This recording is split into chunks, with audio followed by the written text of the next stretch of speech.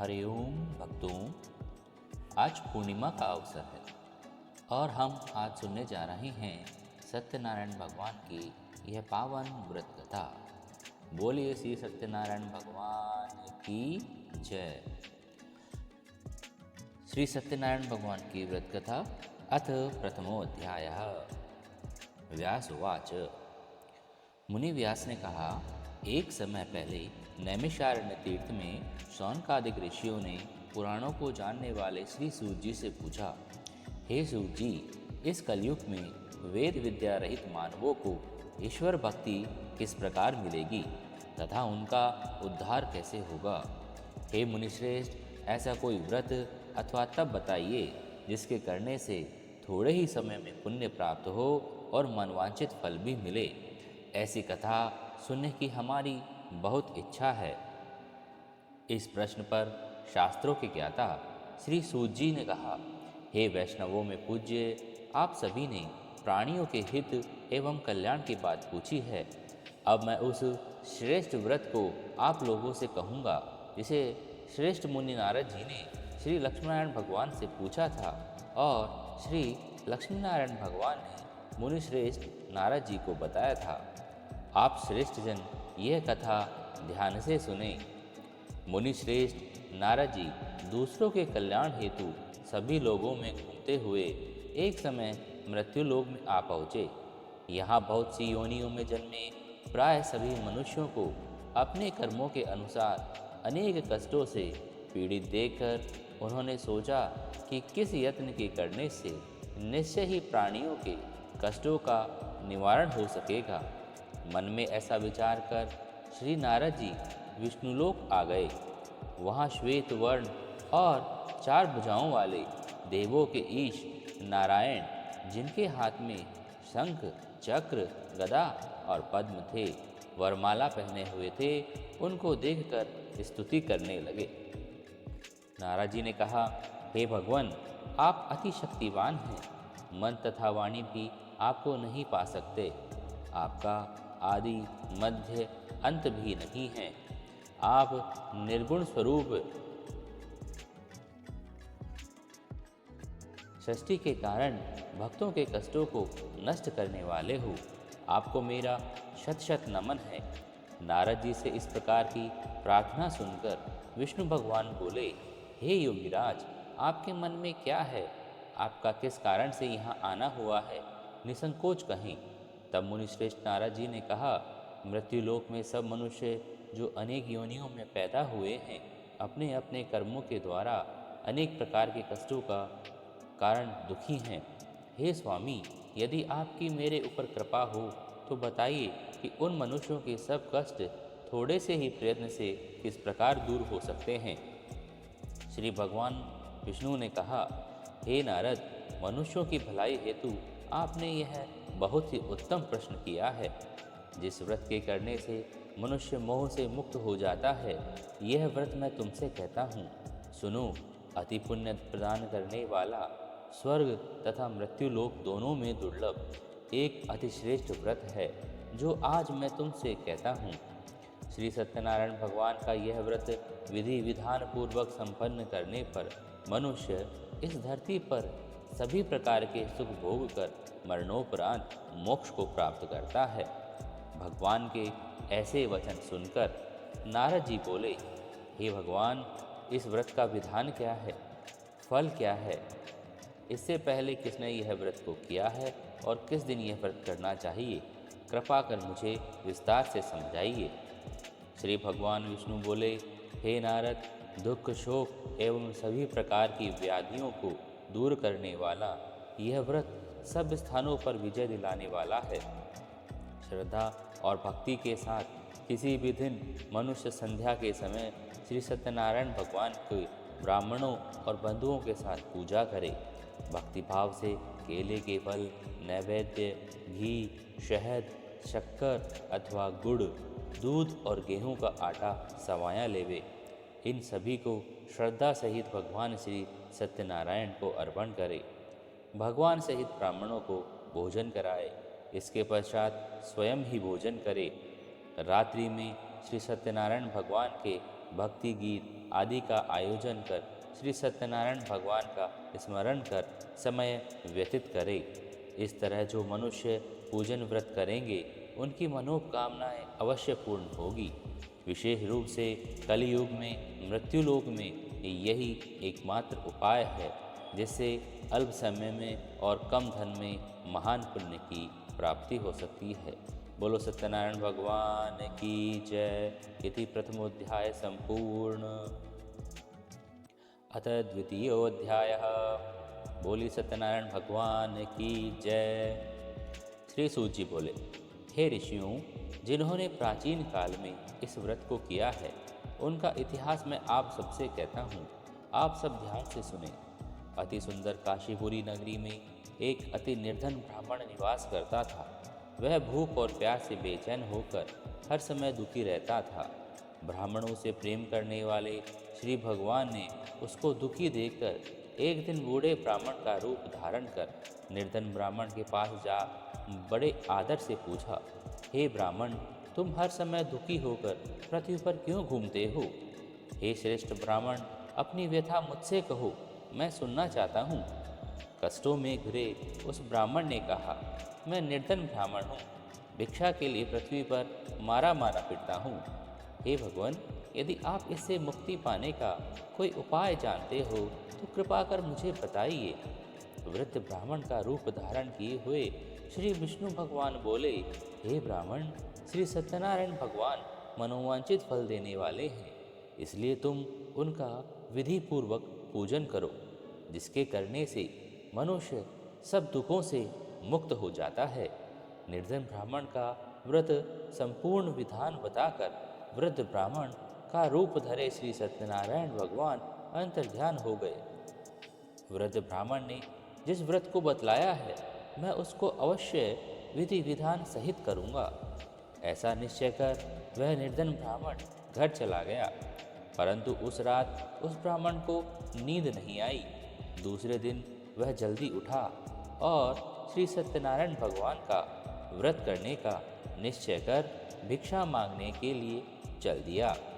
उस दिन उसको भिक्षा में अधिक धन मिला, जिससे उसने पूजा का सारा सामान खरीदा और घर आकर अपने परिवार के साथ विधि पूर्वक भगवान श्री सत्यनारायण का व्रत किया, जिसके करने से वह निर्धन ब्राह्मण सब कष्टों से मुक्त होकर अति धनवान हो गया। उस समय से वह ब्राह्मण हर महीना व्रत करने लग गया।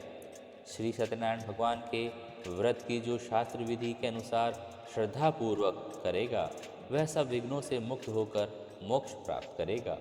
इस तरह नारद जी से श्री सत्यनारायण भगवान का कहा हुआ यह व्रत मैंने तुमसे कहा। हे श्रेष्ठ ब्राह्मणों, अब आप और क्या सुनना चाहते हैं, मुझे कहें। तब ऋषियों ने कहा, हे मुनीश्वर, संसार में इस ब्राह्मण से सुनकर किस किसने इस व्रत को किया, हम सब सुनना चाहते हैं। मुनियों से ऐसा सुनकर श्री सूत जी ने कहा, मुनिगणों, जिस प्राणी ने इस व्रत को किया उन सबकी कथा सुनो।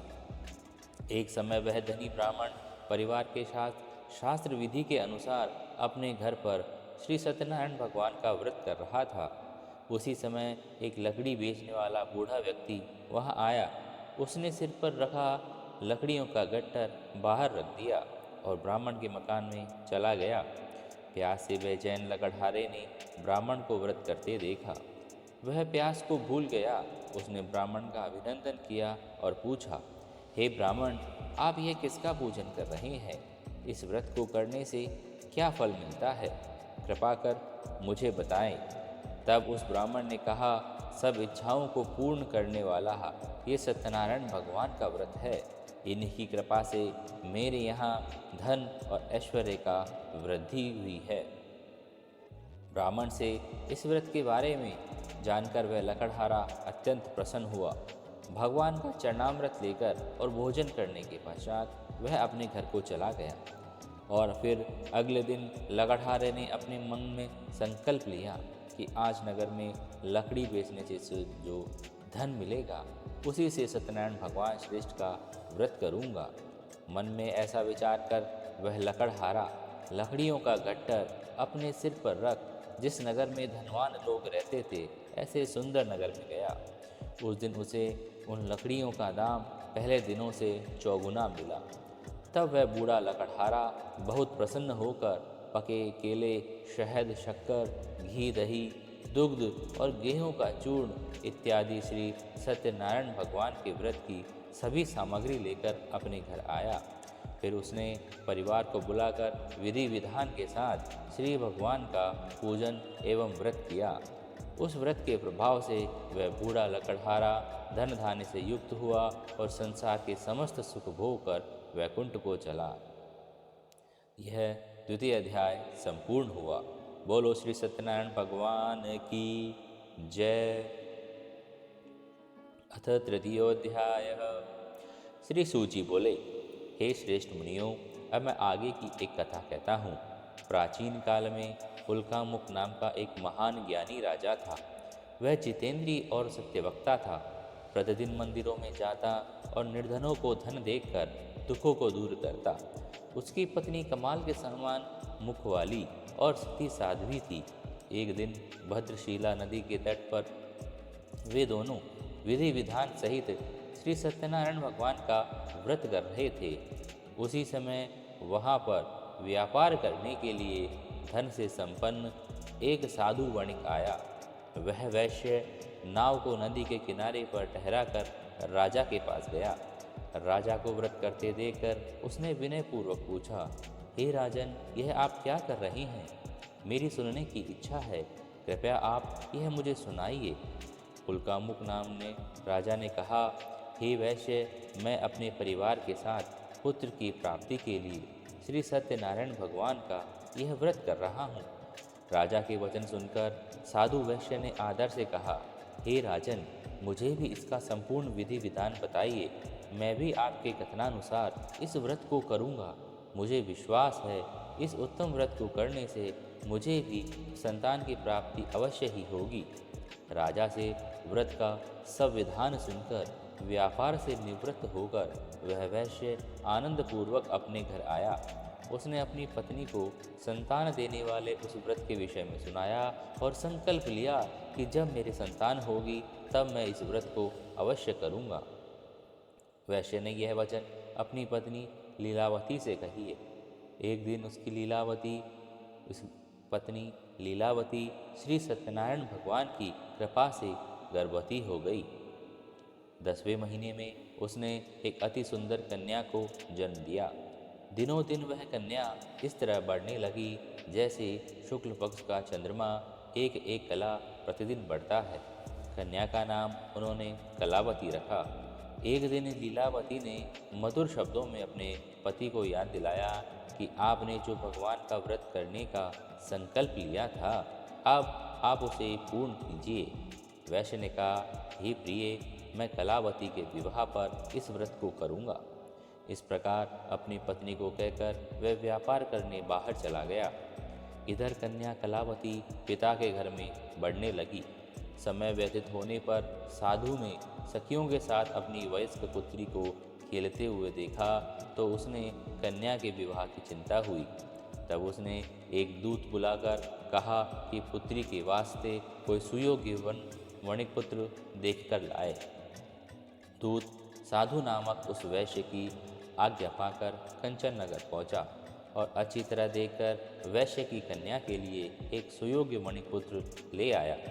उस सुयोग्य लड़के के साथ साधु नामक वैश्य ने अपने परिवार सहित प्रसन्नचित होकर अपनी पुत्री का विवाह कर दिया। दुर्भाग्य से वह विवाह के समय भी श्री सत्यनारायण भगवान का व्रत करना भूल गया। इस पर श्री सत्यनारायण भगवान अत्यंत क्रोधित हुए। उन्होंने श्राप दिया कि तुम्हें दारुण दुख प्राप्त होगा। और फिर उसने अपने कार्य में कुशल वह वैश्य अपने दामाद सहित व्यापार करने के लिए सागर के समीप स्थित रत्नसारपुर नगर में चला गया। उस नगर में चंद्रकेतु नामक एक राजा राज्य करता था। दोनों ससुर जमाई चंद्रकेतु राजा के उस नगर में व्यापार करने लगे। एक दिन सत्यनारायण भगवान की माया से प्रेरित चोर राजा चंद्रकेतु का धन चुराकर भाग रहा था। राजा के दूतों को अपने पीछे तेजी से आता देख चोर ने भयभीत होकर राजा के धन को उस वैश्य के पास छोड़कर वहीं छिप गया जहाँ पर दोनों वैश्य ठहरे हुए थे और चोर भाग गया। जब दूतों ने उस वैश्य के पास राजा के धन को रखा देखा तो उन्होंने उन ससुर दामाद को ही चोर समझ लिया। वे उन दोनों को बांध कर ले गए और राजा के पास जाकर बोले, आपका धन चुराने वाले ये दो चोर हम पकड़ कर लाए हैं, देख कर आज्ञा दे। तब राजा ने कहा, उनकी बिना बात सुने ही उन्हें कारागार में डालने की आज्ञा दे दी। दोनों को कारावास में डाल दिया गया और उनका सारा धन भी छीन लिया गया। सत्यनारायण भगवान के श्राप के कारण उस वैश्य की पत्नी लीलावती और पुत्री कलावती भी घर पर बहुत दुखी हुई। उनका सारा धन चोर चुरा कर ले गए। मानसिक व शारीरिक पीड़ा तथा भूख प्यास से अति दुखी हो भोजन की आस में कलावती एक ब्राह्मण के घर गई। उसने ब्राह्मण को श्री सत्यनारायण भगवान का व्रत विधि पूर्वक करते देखा। उसने कथा सुनी और श्रद्धापूर्वक प्रसाद ग्रहण कर रात को घर आई। माता ने कलावती से पूछा, हे पुत्री, तुम अब तक कहाँ रही? मैं तेरे लिए बहुत चिंतित थी। माता के शब्द सुन कलावती बोली, हे माता, मैंने एक ब्राह्मण के घर श्री सत्यनारायण भगवान का व्रत होते देखा है और मेरी भी उस उत्तम व्रत को करने की इच्छा है। माता ने कन्या के वचन सुनकर श्री सत्यनारायण भगवान की पूजन की तैयारी की। उसने परिवार सहित श्री सत्यनारायण भगवान का पूजन व व्रत किया और वर मांगा कि मेरे पति और दामाद शीघ्र ही घर लौट आएं। साथ ही विनती की कि हे प्रभु, अगर हमसे कोई भूल हुई हो तो हम सबका अपराध क्षमा करें। श्री सत्यनारायण भगवान इस व्रत से प्रसन्न हो गए और उन्होंने राजा चंद्रकेतु को स्वप्न में दर्शन देकर कहा, हे राजन, जिन दो वैश्यों को तुमने बंदी बना रखा है वे निर्दोष हैं, उन्हें प्रातः ही छोड़ दो। उन सबका दो धन तो तुमने अधिग्रहित किया है, लौटा दो, अन्यथा मैं तुम्हारा राज्य, धन, पुत्रादि सब नष्ट कर दूंगा। राजा से ऐसे वचन सुनकर भगवान अंतर्ध्यान हो गए और फिर प्रातःकाल चंद्रकेतु ने दरबार में सबको अपना स्वप्न सुनाया। सैनिकों को आज्ञा दी कि दोनों वैश्यों को कैद से मुक्त कर दरबार में ले आए। दोनों ने आता ही राजा को प्रणाम किया। राजा ने कोमल वचनों में कहा, हे महानुभावों, तुम्हें अज्ञानतावश ऐसा कठिन दुख प्राप्त हुआ है। अब तुम्हें कोई भय नहीं है, तुम मुक्त हो। ऐसा कहकर राजा ने उनको नए नए वस्त्राभूषण पहनाए तथा उनका जितना धन लिया था उससे दोगुना आदर से देकर विदा किया। दोनों वैश्य अपने घर को चल दिए। इति तृतीयोध्याय संपूर्ण। बोलो सत्यनारायण भगवान की जय। अथ चतुर्थोऽध्यायः। श्री सूत जी बोले, वैश्य ने यात्रा प्रारंभ की और अपने नगर की ओर चला गया। थोड़ी दूर आगे बढ़ने पर दंडी वेशधारी श्री सत्यनारायण भगवान ने उसकी परीक्षा लेने हेतु उससे पूछा, हे वैश्य, तेरी नाव में क्या है? अभिमानी वर्णिक हंसता हुआ बोला, हे दंडी, आप ऐसा क्यों पूछते हो? क्या धन लेने की इच्छा है? मेरी नाव में तो बेल और पत्ते भरे हैं। वैश्य के ऐसे कठोर वचन सुनकर श्री दंडी वेशधारी भगवान सत्यनारायण बोले, तुम्हारा वचन सत्य हो। ऐसा कहकर वह वहाँ से चल दिए और कुछ दूरी पर जाकर समुद्र के किनारे बैठ गए। दंडी महाराज के जाने पर वैश्य ने नित्य क्रिया से निवृत्त होने के बाद नाव को ऊंची उठी देखकर अचंभा किया और नाव में बेल और पत्ते देखकर मूर्छित हो जमीन पर गिर पड़ा। मूर्छा खुलने पर वह शोक करने लगा, पर उसके दामाद ने उससे कहा, आप शोक ना करें, यह दंडी महाराज का श्राप है, अतः हमें उनकी शरण में ही चलना चाहिए, वही हमारे दुखों का अंत करेंगे। दामाद के वचन सुनकर वह वैश्य दंडी भगवान के पास पहुंचा और अत्यंत भक्ति भाव से पश्चाताप करते हुए बोला, मैंने जो आपसे असत्य वचन कहे थे उनके लिए मुझे क्षमा करें। ऐसा कहकर वो शोकातुर हो रोने लगा। तब दंडी भगवान बोले, हे मणिपुत्र, मेरी आज्ञा से ही बार बार तुझे दुख प्राप्त हुए हैं। तू मेरी पूजा से विमुख हुआ है। तब उस वैश्य ने कहा, हे भगवान, आपकी माया से तो ब्रह्मा देवता भी आपको नहीं जान पाते हैं, तब मैं अज्ञानी भला कैसे जान पाता। आप प्रसन्न होइए, मैं अपनी क्षमता के अनुसार आपका पूजन करूँगा।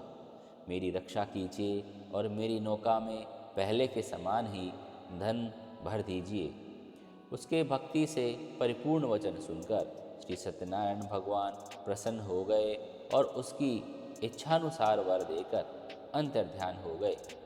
तब दोनों वैश्यों ने नाव पर आकर देखा कि नाव धन से परिपूर्ण है।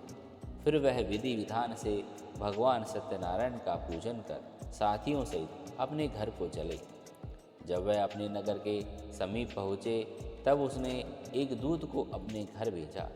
दूत ने साधु नामक वैश्य के घर जाकर उसकी पत्नी को नमस्कार किया और कहा, आपके पति अपने जामाता सहित इस नगर के समीप आ गए हैं।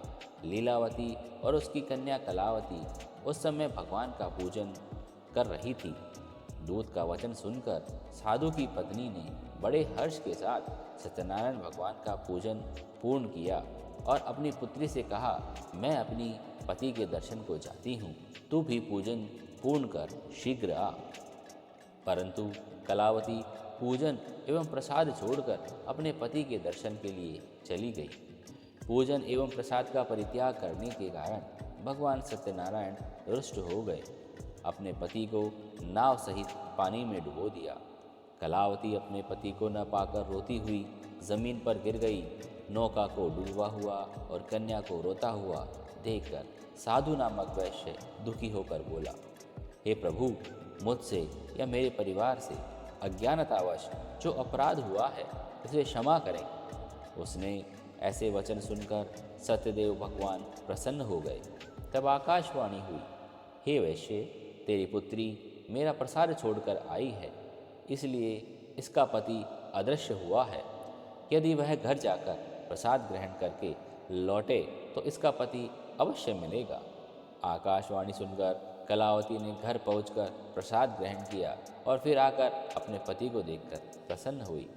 तत्पश्चात साधु वैश्य ने भी वहीं परिवार सहित सत्यदेव का विधिपूर्वक पूजन किया और इस संसार के सभी प्रकार के सुख भोग कर वह अंत में मोक्ष को प्राप्त हुआ। बोलिए सत्यनारायण भगवान की जय। यदि चतुर्थो अध्याय संपूर्ण। अथ पंचमो अध्याय। श्री सूची बोले, हे ऋषिगण, मैं एक और कथा कहता हूँ, आप सभी ध्यान से सुनो। सदैव प्रजा के लिए चिंतित तुंगध्वज नाम का एक राजा था। उसने भगवान सत्यनारायण का प्रसाद त्याग कर बहुत कष्ट पाया। एक समय राजा वन में वन्य पशुओं को मारकर बढ़ के पेड़ के नीचे आया। वहाँ उसने ग्वालों को भक्ति भाव से परिवार सहित श्री सत्यनारायण भगवान का पूजन करते देखा। परंतु राजा देखकर भी अभिमानवश वहाँ न गया, न ही सत्यदेव को नमस्कार किया। जब ग्वालों ने भगवान का प्रसाद देखकर उसके सामने रखा तो वह प्रसाद को छोड़कर अपनी सुंदर नगरी को चला गया। नगर में पहुंचकर उसने देखा कि उसका संपूर्ण राज्य नष्ट हो गया है। वह समझ गया कि यह भगवान सत्यदेव ने किया है। वह वन में लौटकर आया और ग्वालों के समीप जाकर विधिपूर्वक पूजन कर प्रसाद ग्रहण किया तो सत्यदेव की कृपा से सब कुछ पहले जैसा ही हो गया और दीर्घ समय तक सुख भोग कर मरणोपरांत वह मोक्ष को प्राप्त हुआ। जो मानव इस श्रेष्ठ दुर्लभ व्रत को करेगा, श्री सत्यनारायण भगवान की कृपा से धन धान्य की प्राप्ति होगी। निर्धन धनी और बंधी बांधवों से मुक्त होकर, बंधनों से मुक्त होकर निर्भय हो जाता है। संतानहीन को संतान प्राप्ति होती है। सब इच्छाएं पूर्ण कर अंत में वह वैकुंठ धाम को जाता है। अब उनके बारे में भी जानिए जिन्होंने पहले इस व्रत को किया। अब उनके दूसरे जन्म की कथा भी सुनिए। शतानंद नामक वृद्ध ब्राह्मण ने सुदामा के रूप में जन्म लेकर श्री कृष्ण की भक्ति एवं सेवा कर वैकुंठ प्राप्त किया। उल्कामुख नाम का राजा दशरथ बना और श्री रंगनाथ का पूजन कर मोक्ष को प्राप्त हुआ। साधु नाम के वैश्य ने धर्मात्मा वह सत्य प्रतिज्ञ राजा मौरध्वज बनकर अपने पुत्र को आरे से चीर कर वैकुंठ धाम प्राप्त किया। महाराज तुंगध्वज स्वयं भूमनु बने। उन्होंने बहुत से लोगों को भगवान की भक्ति में लीन कराकर वैकुंठ धाम प्राप्त किया। लकड़हारा अगले जन्म में गुह नामक निषाद राजा बना, जिसने राम के चरणों की सेवा कर अपने सभी जन्मों को संवार लिया। इति पंचमो अध्याय संपूर्ण। बोलो सत्यनारायण भगवान की जय। बोलो श्री हरि भगवान विष्णु की जय।